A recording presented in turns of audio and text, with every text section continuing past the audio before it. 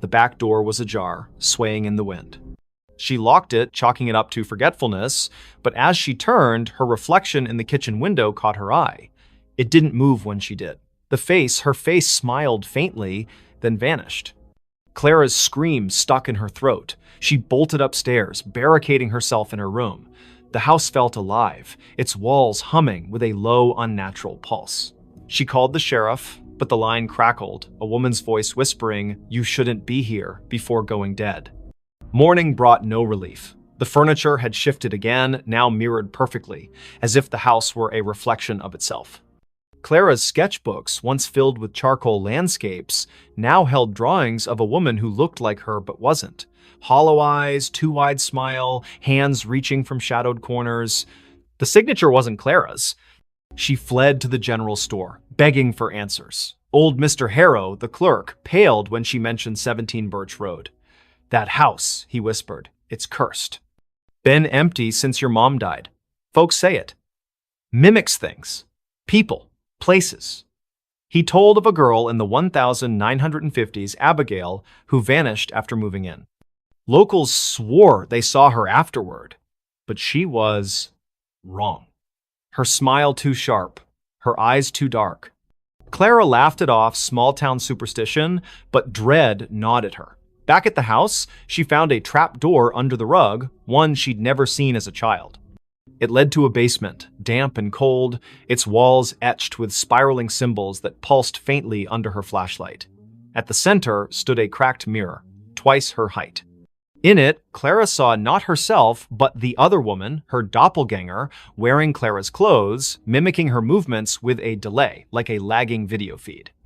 "This is my home now," the reflection-mouthed, voice echoing in Clara's skull. She stumbled back, tripping over a box of her mother's things.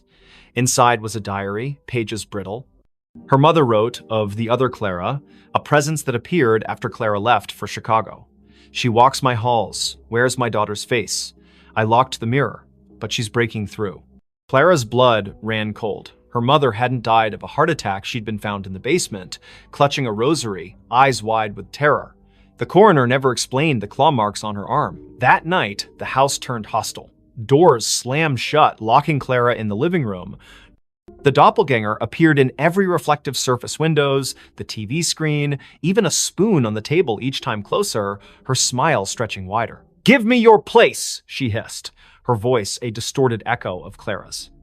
Desperate, Clara smashed the basement mirror, hoping to sever the connection. Shards flew, but the doppelganger laughed, her form coalescing from the fragments into a physical being. It lunged, cold fingers grazing Clara's throat. She fought back, shoving it into the trapdoor, which slammed shut. The house shook, walls cracking as if enraged. Clara fled, never looking back. She hitchhiked to Burlington, renting a motel room. But the nightmare followed. Her reflection in the bathroom mirror flickered, showing the doppelganger's face.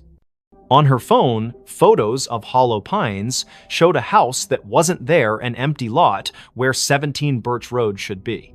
Weeks later, a new family moved into a vacant house on Birch Road. They found Clara's duffel bag, her sketchbooks, but no Clara. Neighbors whispered of a woman seen at dusk, sketching by the church, her smile too wide, her eyes too dark. When police searched, they found a trapdoor, a shattered mirror, and a diary warning of a house that steals souls, replacing them with something else. Clara was never found. But in Hollow Pines, they say she still walks, trying to come home to a house that was never hers. That night, the mirror started talking. The antique mirror arrived at the thrift store on a damp October morning in 2025, its gilded frame tarnished, its glass clouded like a cataract eye. Nora Blake, a 29-year-old artist with a penchant for salvaging broken things, bought it for $10. "It's got character," she told the cashier, ignoring the way his hands shook as he wrapped it. Her apartment in downtown Ashwick, a crumbling mill town, was already a mosaic of thrift finds, chipped teacups, warped books, a clock that ticked backward. The mirror fit right in, hung above her fireplace, reflecting her cluttered living room in muted grays. Nora noticed the oddities that first night. While sketching at her easel, she caught a flicker in the mirror, not her reflection, but a shadow that darted out of sight. She blinked, chalking it up to exhaustion. She'd been pulling late shifts at the diner, her hands smelling of grease and coffee. But as she turned off the lights, a whisper slithered from the mirror. Nora. Her name, soft and deliberate, like a lover's sigh. She spun around, heart pounding. The room was empty, the mirror still. Sleep eluded her. The whisper came again at 3 a.m. Louder. Look at me. Nora stumbled to the mirror, her breath fogging the glass. Her reflection stared back, but her eyes seemed wrong too wide, pupils dilating like ink spreading in water. She touched the glass. It was warm, pulsing faintly. Stress, she muttered, unplugging every light and crawling back to bed. By morning, the mirror had changed. Its surface was clearer, almost luminous, reflecting details Nora hadn't noticed. A crack in the ceiling, a stain on the rug. But it didn't reflect her. Instead, it showed a woman who looked like Nora, same auburn hair, same freckles, but dressed in a high-collared gown, her expression hungry. Stay with me, the woman mouthed, her voice echoing in Nora's skull. Nora covered the mirror with a sheet, but the whispers persisted, seeping through the fabric. You're mine now. She called her friend Milo, a skeptic who fixed electronics and scoffed at ghost stories. He inspected the mirror, finding nothing, no wires, no speakers. It's just old glass, he said. But his voice trembled when he noticed the sheet had fallen off, the mirror bare again. That night, Nora dreamed of the woman in the gown. She stood in a candlelit room, walls dripping with black mold, chanting in a language Nora didn't know. The woman's hands reached through the dream, clawing at Nora's chest. She woke gasping, claw marks burning across her ribs.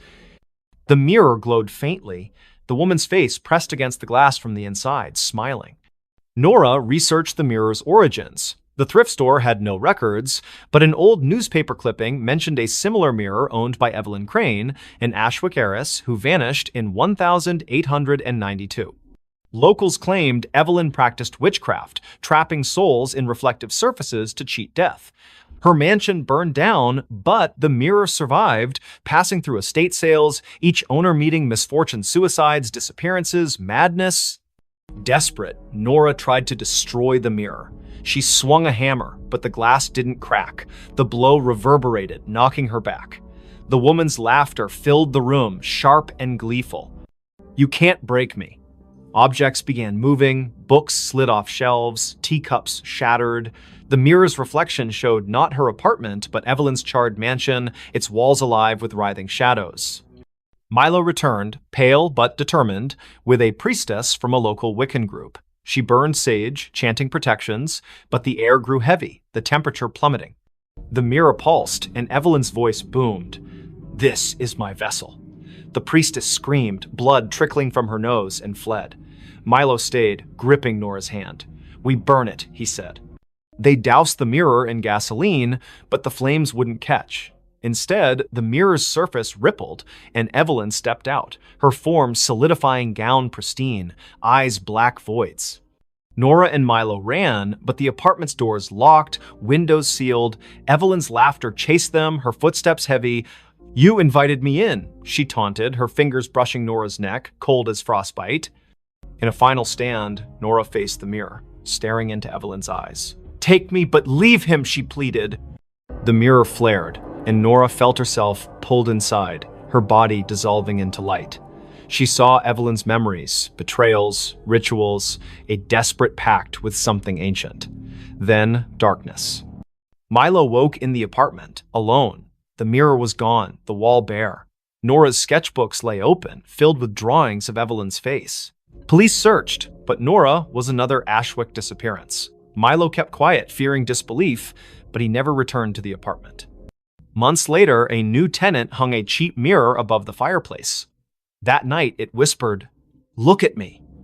And in its reflection, Nora's face appeared, her eyes too wide, her smile not her own.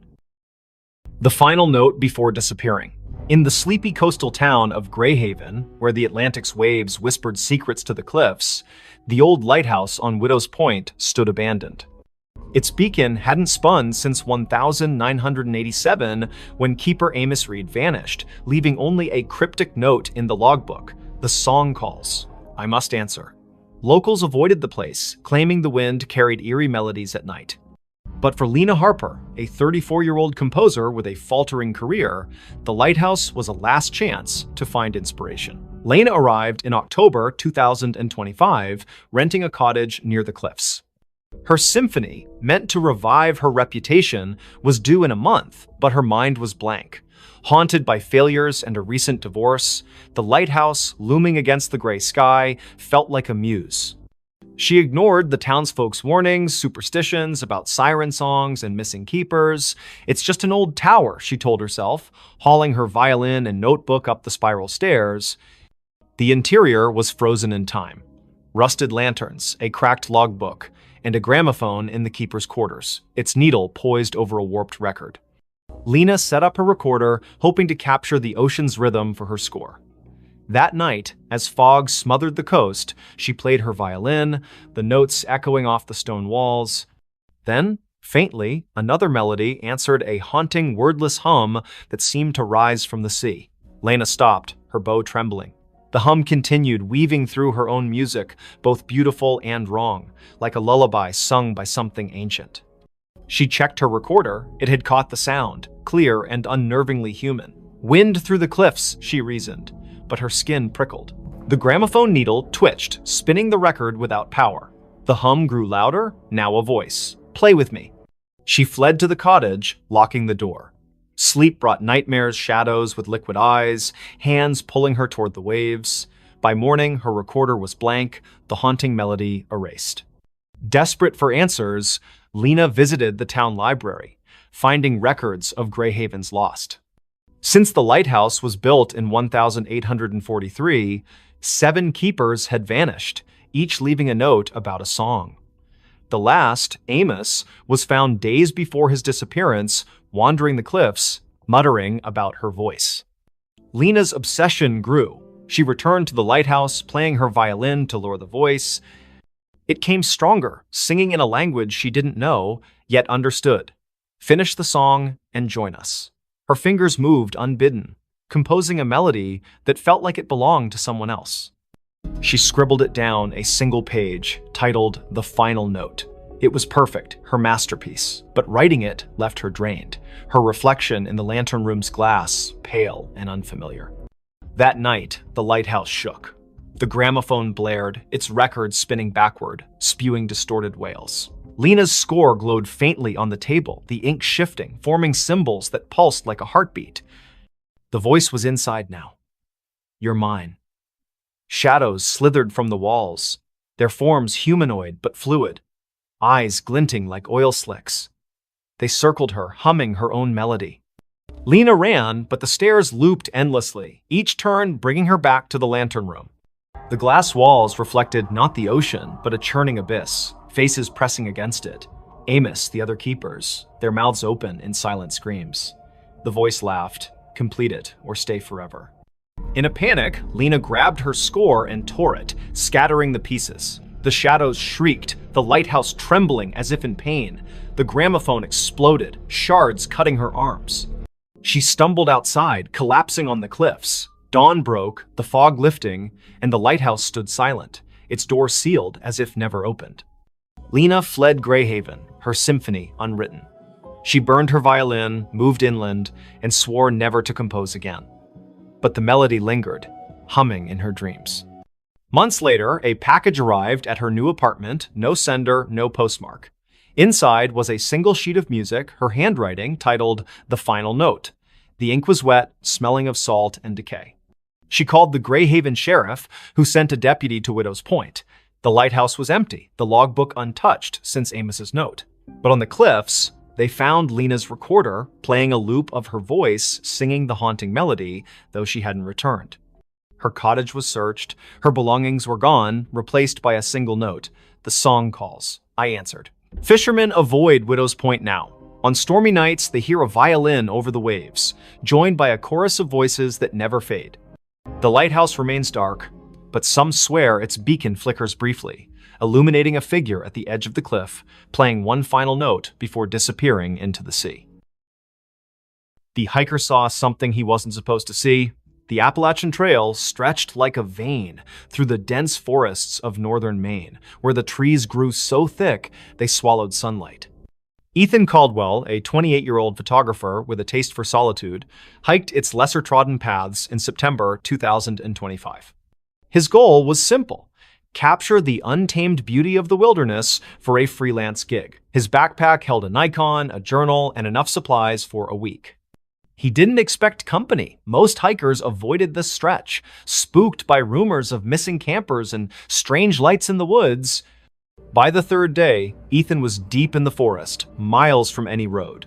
The air was crisp, scented with pine and damp earth. He set up camp near a nameless creek, its water black under the canopy. As dusk fell, he noticed an oddity. His compass spun lazily, refusing to settle. "Cheap gear," he muttered, relying on his map instead.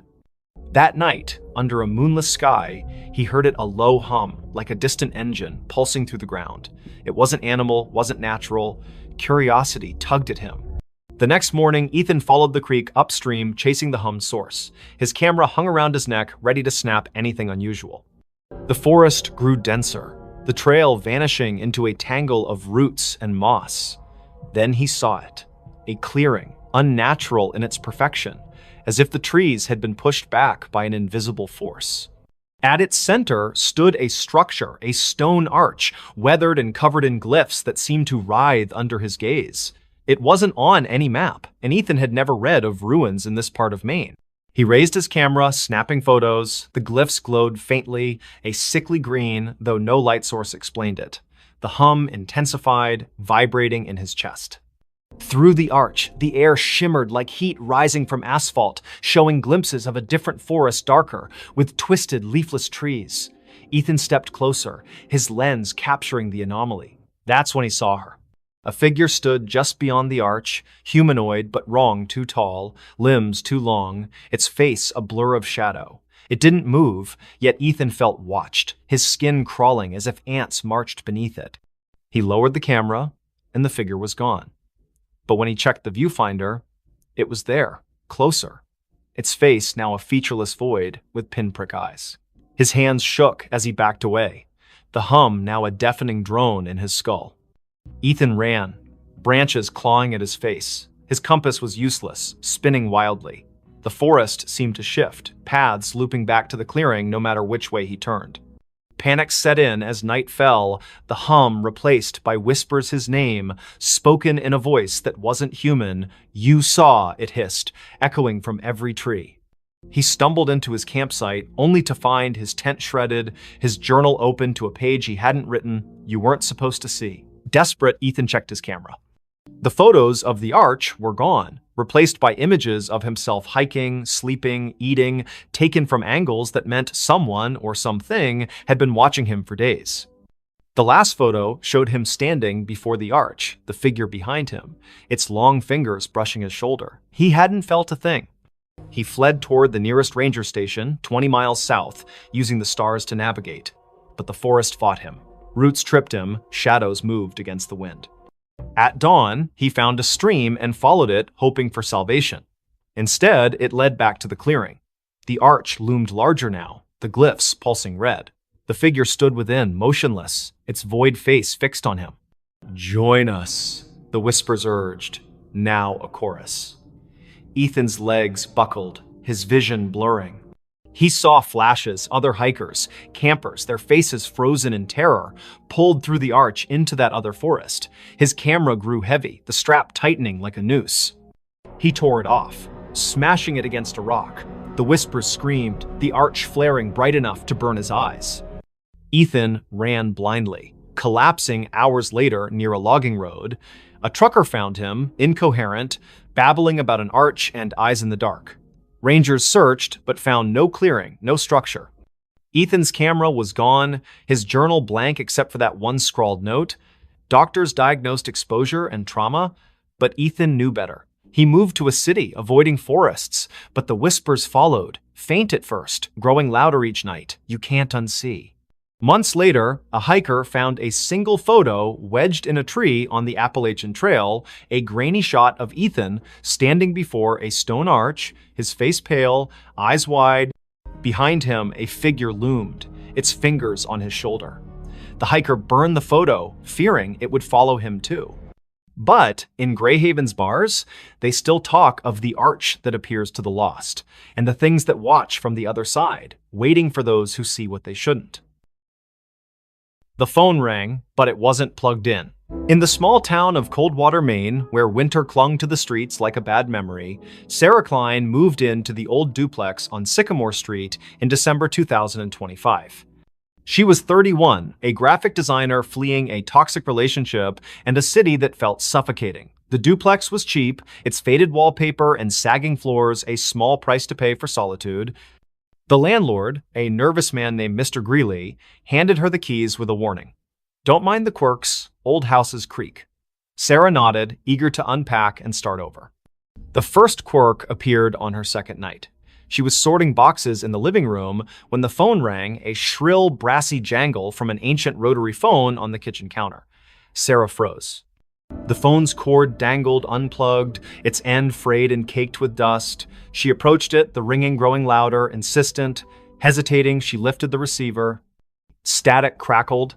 Then a voice, low, garbled, neither male nor female, whispered, "You're not supposed to be here." The line went dead, the phone cold in her hand.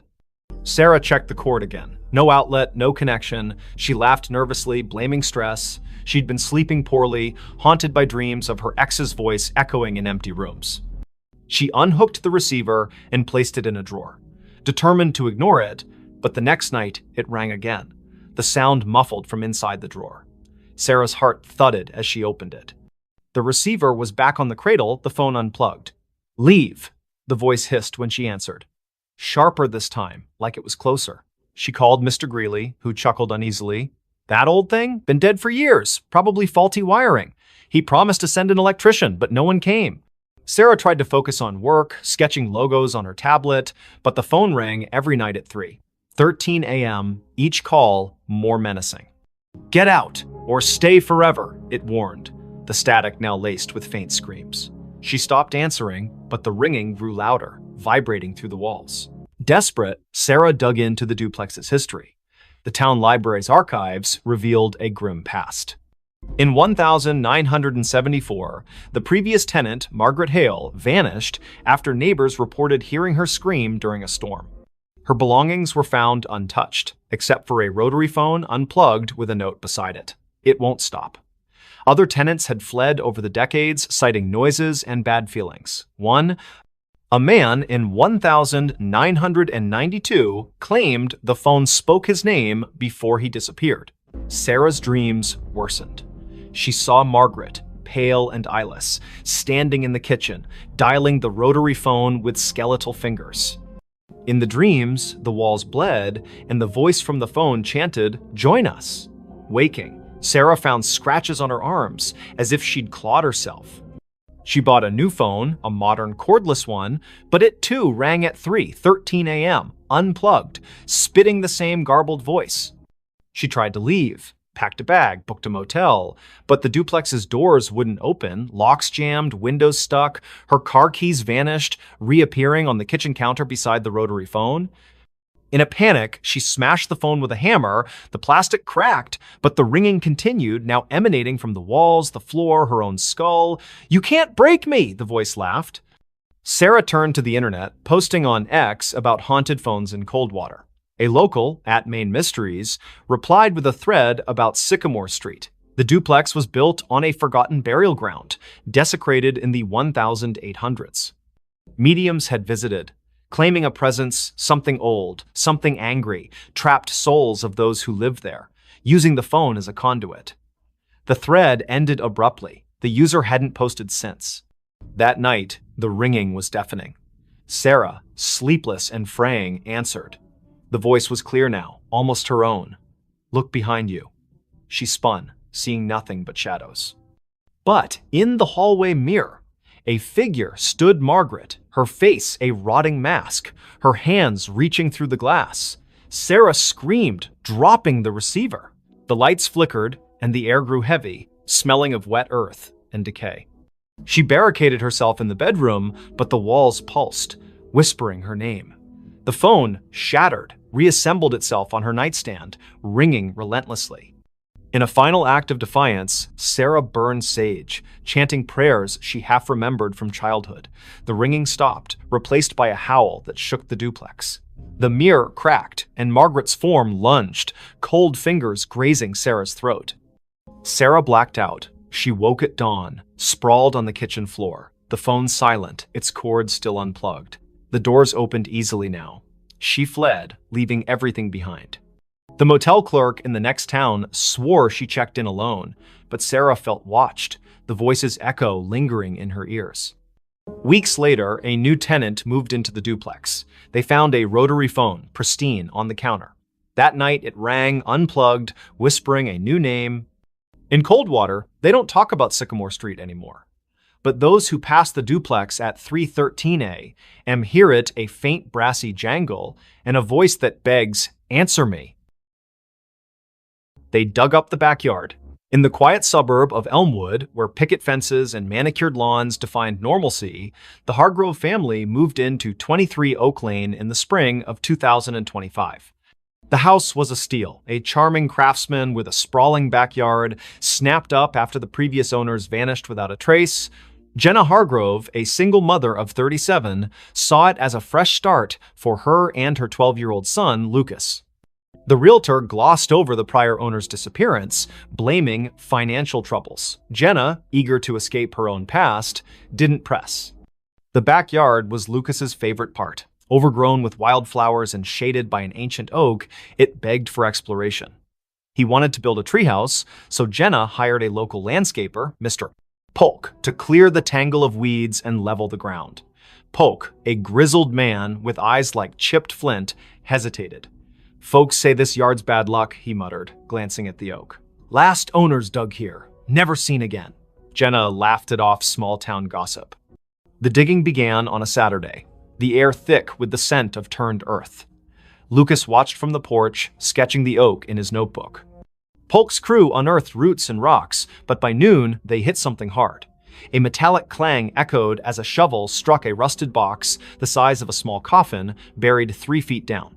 Polk pried it open, revealing a collection of bones, human, weathered, and arranged in a spiral.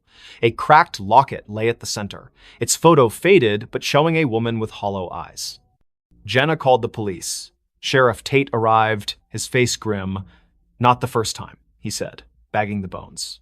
He wouldn't elaborate, but Lucas overheard him whisper to a deputy about the Oak Lane curse.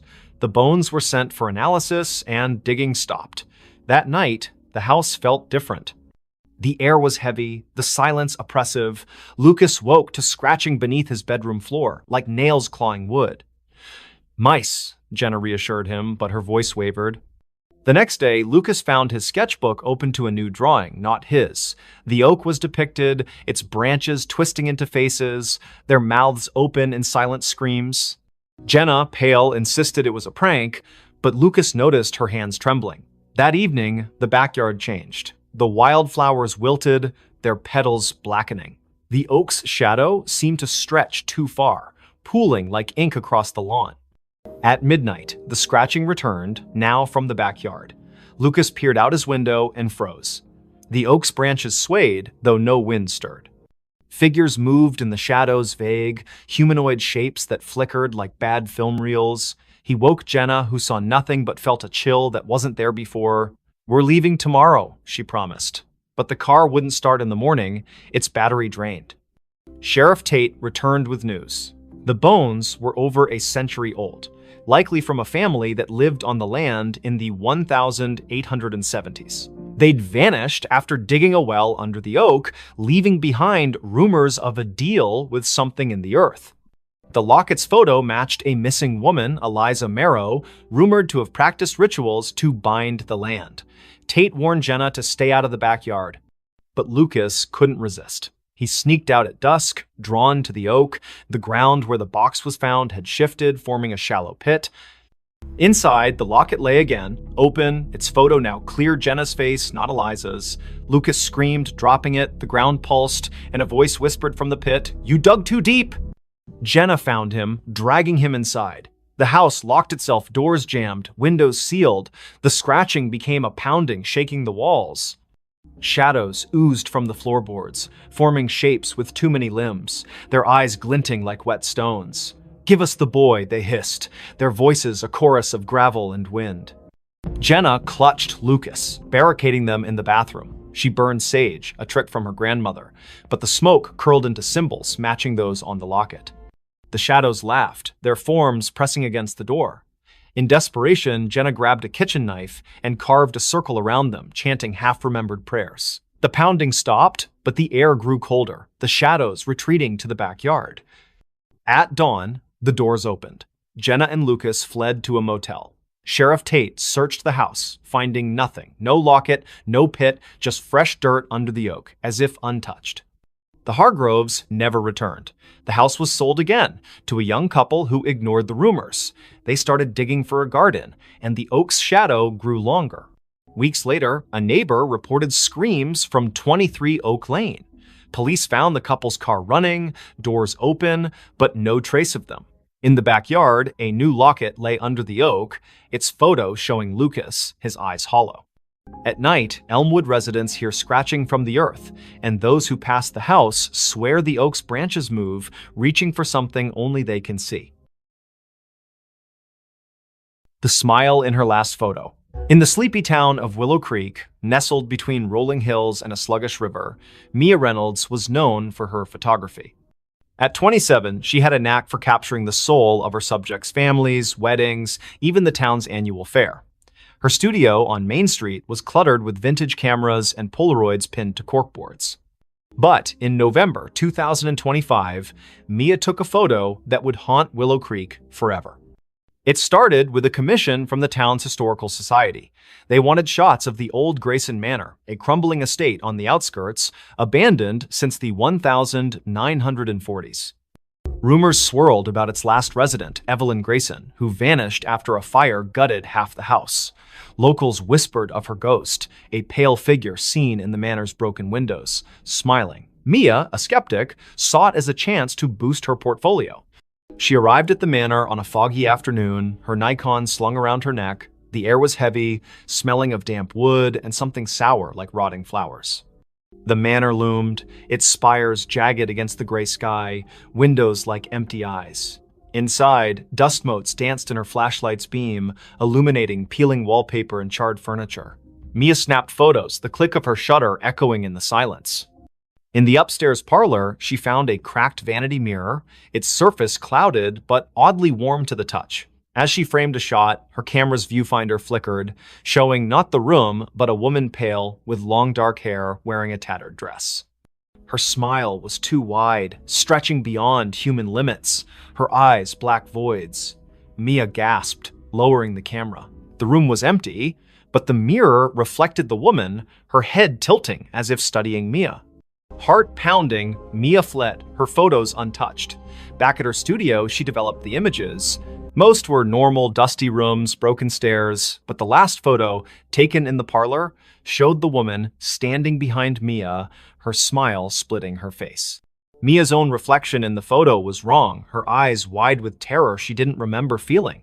She burned the print, but the image lingered in her mind, that smile searing itself into her dreams. That night, her studio phone rang, though the line had been disconnected for months.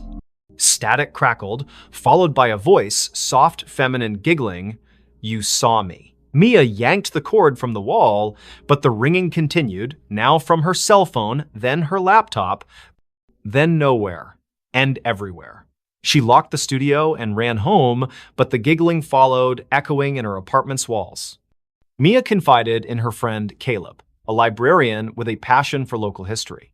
He dug into Grayson Manor's past, uncovering Evelyn's story.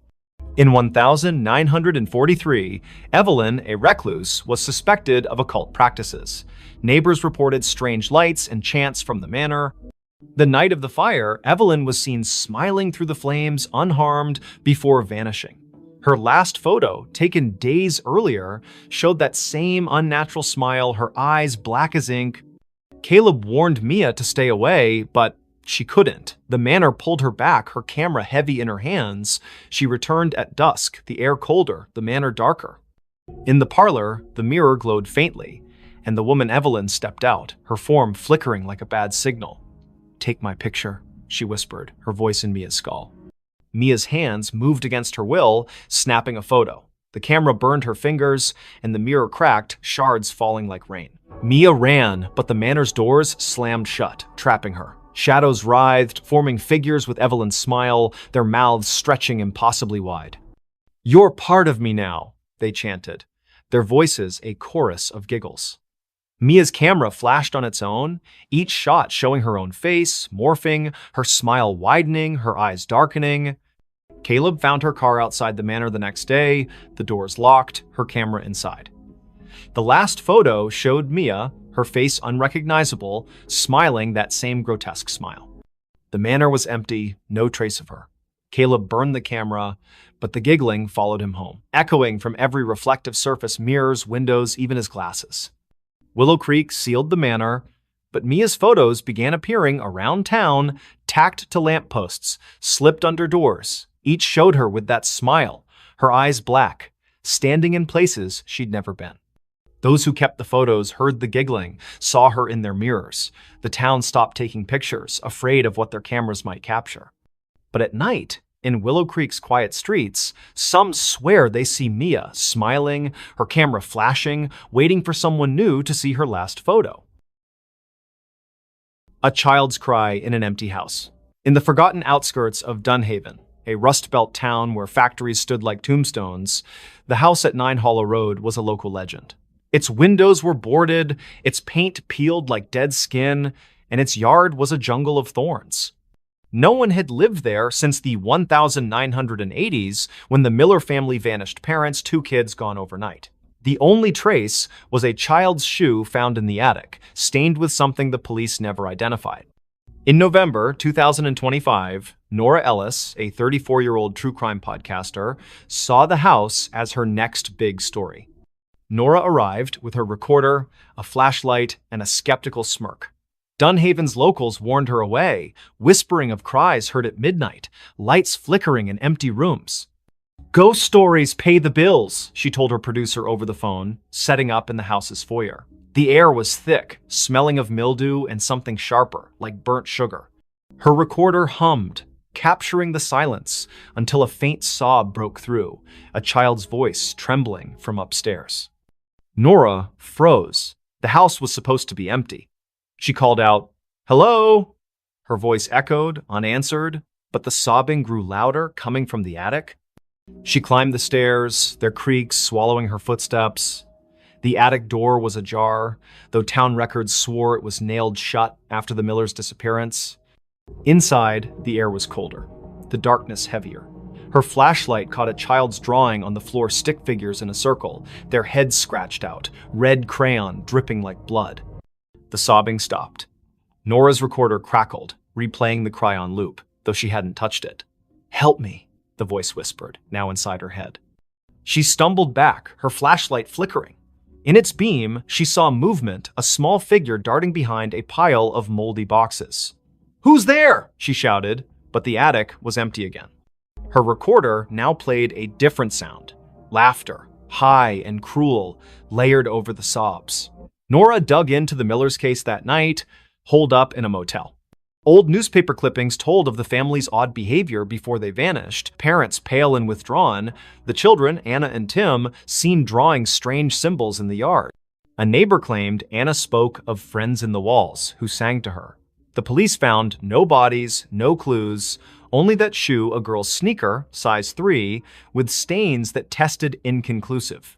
Back at the house the next day, Nora set up motion sensor cameras. At dusk, the sobbing returned, now from the basement. She descended, the stairs slick with dampness. The basement was a maze of crates and rusted pipes, the air thick with the burnt sugar smell. Her camera caught nothing, but her recorder picked up whispers. "Stay with us." A child's handprint appeared on a crate, wet and glistening, though the floor was dry. Nora's skin crawled as the sobbing turned to giggles, echoing from every corner.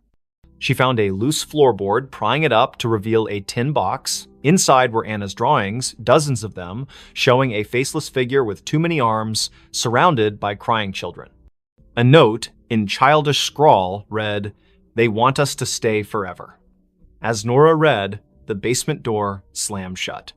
Her flashlight died, and the giggles became screams. Not a child's, but something older, hungrier. "You found us," it hissed. Nora's cameras failed, their footage corrupted, showing only static with faint outlines of a child's face, eyes black. She ran, but the house seemed to shift, hallways looping, doors leading back to the basement. In the attic, the drawings had multiplied, covering the walls, now depicting Nora alongside the faceless figure. Her recorder played her own voice, screaming, though she hadn't opened her mouth. Desperate, she smashed a boarded window, crawling into the thorn-choked yard. The cries followed, now outside, circling her. She stumbled to her car, driving to the motel, but the rearview mirror showed Anna's face, her eyes hollow, her mouth a gaping smile. Nora swerved, nearly crashing, and the face vanished. The next day, she returned with a priest, Father Daniels, who paled at the house's threshold. "This isn't a haunting," he whispered. "It's a trap." He sprinkled holy water, but it hissed, evaporating on the floor. The cries erupted, shaking the walls, and the priest fled, clutching his cross. Nora stayed, recording one last episode. "Whatever took the Millers is still here. It wants me too." That night, Nora vanished. Her car was found at 9 Hollow Road, her recorder inside, playing a loop of a child's cry and her own screams. The house was empty, the drawings gone, but neighbors reported lights in the attic. A new family moved in months later, unaware of the history. Their daughter found a shoe in the attic, Nora's stained with something red. At midnight, they heard it, a child's cry echoing from an empty house, calling them to stay. The elevator never stopped on the same floor. In the heart of Ashwood City, where skyscrapers cast long shadows over neon-lit streets, the Crestview Towers stood as a relic of faded glory. Built in the 1970s, its 30 floors housed a mix of offices, apartments, and rumors of strange happenings. By December 2025, most tenants had fled, spooked by flickering lights and whispers in the halls. But for Riley Tate, a 29-year-old freelance coder scraping by, the cheap rent on the 2021 floor was worth the eerie vibes. Riley noticed the elevator's quirk on her first day. She pressed 22, but the car stopped on 13. A floor marked storage on the panel, its doors opening to a dark hallway lined with rusted lockers. The air was stale, smelling of mildew and something metallic.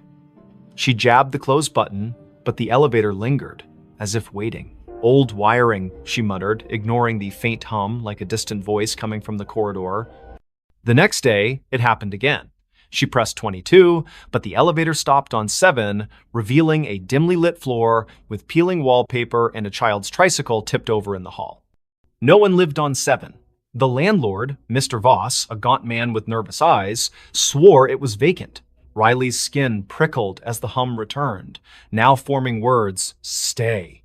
She slammed the close button, her heart racing as the door shut. By the third night, the elevator never reached her floor. She'd pressed 22, but it stopped randomly 15, 9, 26, each floor wrong, each hallway different.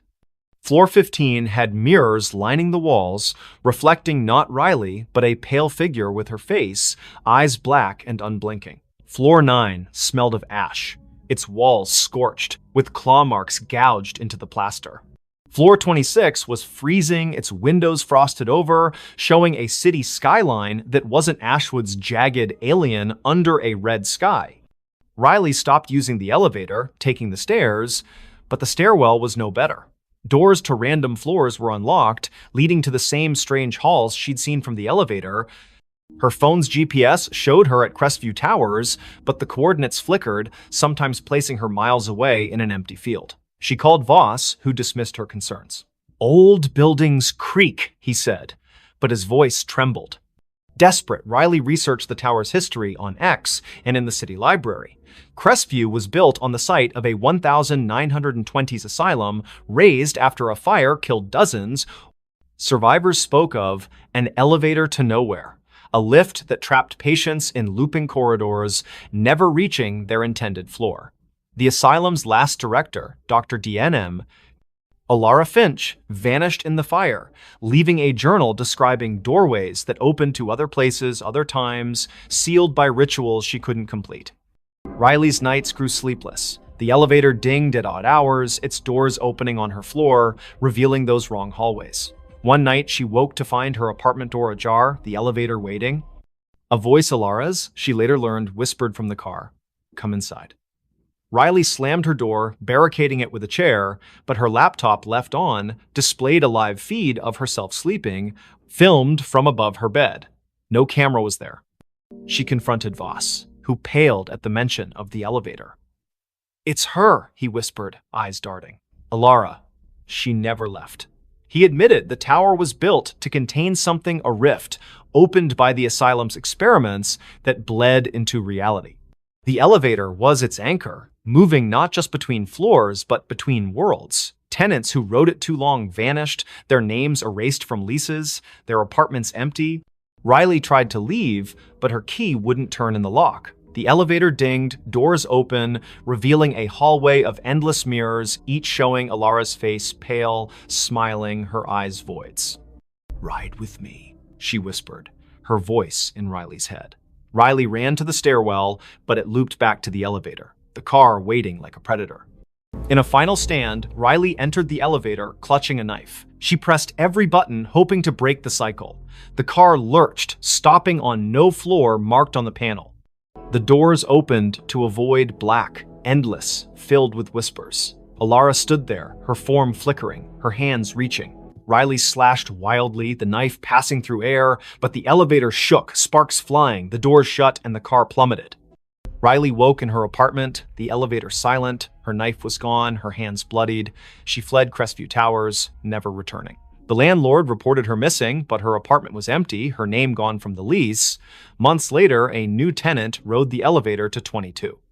It stopped on 13, the doors opening to a hallway where Riley stood, her eyes black, whispering, "Stay." The elevator still runs in Crestview Towers, never stopping on the same floor twice. Tenants avoid it, but some nights it calls, its ding echoing through empty halls, inviting the unwary to ride where no one returns. Knock from the invisible.